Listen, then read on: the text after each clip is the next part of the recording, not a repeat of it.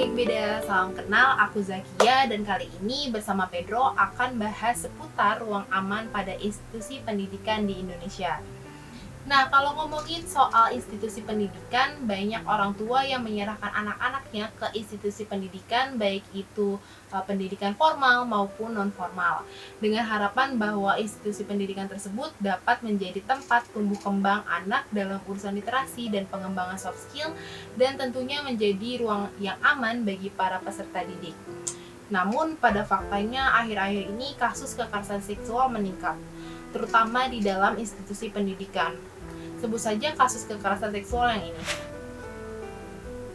Belum lagi kasus pemerkosaan yang masih hangat terjadi kemarin, yaitu salah satu guru pondok pesantren di Bandung berinisial HW memerkosa 12 santri, dan aksi ini mengakibatkan 7 korban hamil dan melahirkan 9 bayi.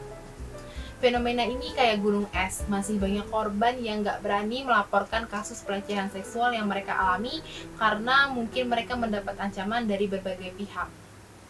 Menurut psikolog Maiti Ariyanti dan Rika Rosvianti yang merupakan perwakilan komunitas perempuan menjelaskan kenapa korban pelecehan seksual gak mau mengungkapkan kasusnya. Nah, alasan yang pertama itu adalah karena korban bukan dilindungi malah dipublikasikan. Media terus mencari bahan untuk dikulik padahal psikologis korban sudah sangat rapuh, walau sebenarnya korban bisa aja minta ke penegak hukum untuk melindungi privasinya agar tidak dipublikasikan, namun masyarakat kadang kurang percaya. Dan lalu banyak korban yang tidak siap menjalani proses hukum di Indonesia karena prosesnya yang panjang banget sehingga mereka merasa hukum belum tentu berpihak kepada mereka.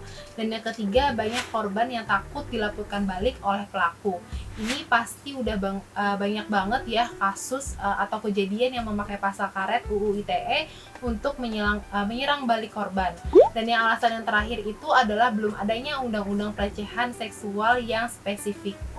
Nah, balik lagi ke urgensi kasus, baru aja kemarin Kemendikbud mengeluarkan Peraturan Menteri Pendidikan, Kebudayaan, Riset, dan Teknologi atau Permendikbudristek nomor 30 tahun 2021 tentang pencegahan dan penanganan kekerasan seksual di lingkungan perguruan tinggi. Kalau kata Kemendikbud sih, permen ini hadir sebagai solusi atas berbagai kasus kekerasan seksual yang terjadi di lingkup perguruan tinggi. Bener nggak ya? Coba kita cek faktanya yuk. Salah satu poin penting peraturan ini adalah tentang keberpihakan pada korban dalam hal perlindungan korban secara utuh dan adanya satuan tugas atau satgas kekerasan seksual di mana di dalamnya akan berkolaborasi dengan banyak pihak dan dievaluasi secara rutin.